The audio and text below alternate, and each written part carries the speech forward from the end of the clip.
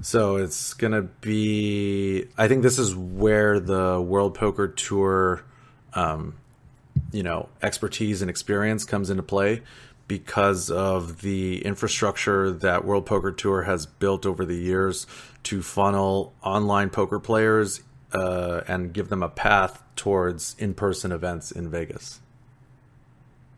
So I'm imagining a subscription service that probably includes access to content and tournaments, because it mentions specifically, that people that subscribe to the service would potentially be able to play with their favorite streamers and pro players and personalities and stuff. And that sort of subscription service for esports and tournaments and as a platform doesn't really exist right now. That's interesting. I wonder if that would actually be profitable, because as influencers get more and more popular and things are kind of like the wild wild west now, and I'm risking going off on a tangent by saying all this stuff, but influencers starting to charge more and more for their time, right? If you are a publisher or an event organizer and you want to have a big streamer or big pro player come and be part of your event, it's going to cost you a lot. So I wonder how profitable this subscription thing actually will be. To have a pro player or a streamer who is famous on your books to be able to do something like that. Well, I mean, I don't think they're not going to get the top tier. Esports Arena won't get any of the top tier. Well, they'll get middle of the road. Middle of the road players that don't have negotiating power, or that don't have leverage to get the better deals. I personally cannot see Esports Arena won't get fucking anyone no one of big name. Okay, no. First off, I don't see it happening. Just to play devil's advocate, I don't give a shit either way, but you can't really say that they're not able to get top tier talent, because they started this thing in Vegas with Ninja. Or I'm sorry, is he not good enough? Sorry, was there? No, it's true. It's true. Yeah, so that event went really well. Yeah, so if you could do that, obviously they already have It's not Ninja's part of the program, though.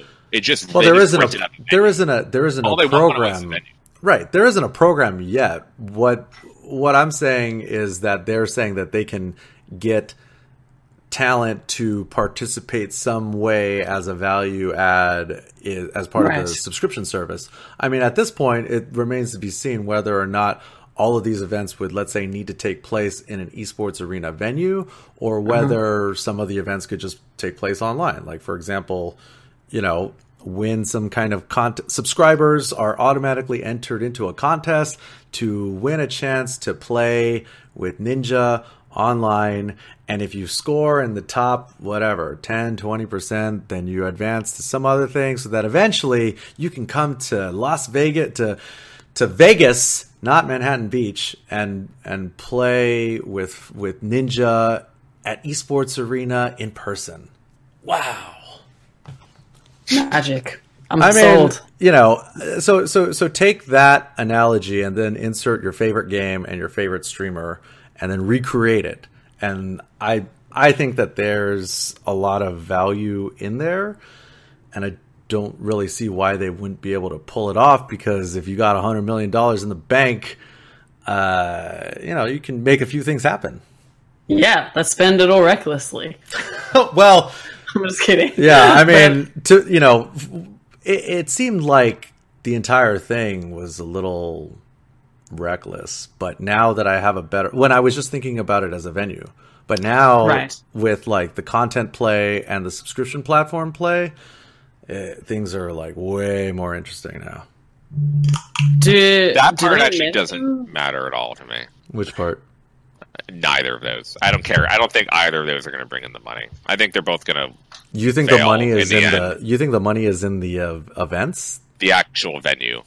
I mean, that's how they started to begin with. The physical space is what you need. That's what they're renting out for a ton of money to Red Bull to pay for Ninja's fucking right. But like you said earlier, there's just not enough events to make that sustainable.